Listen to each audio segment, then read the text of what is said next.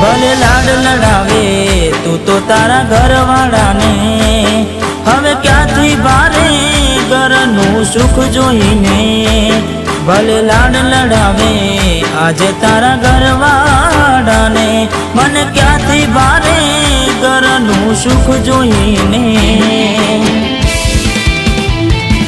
હો ઘરની દિવાલે ભણકારા વાગશે, આખો રાતી ચોડ તારી ઊંઘ ઉડશે. એ દાડે મારી યાદો રોવડાવશે.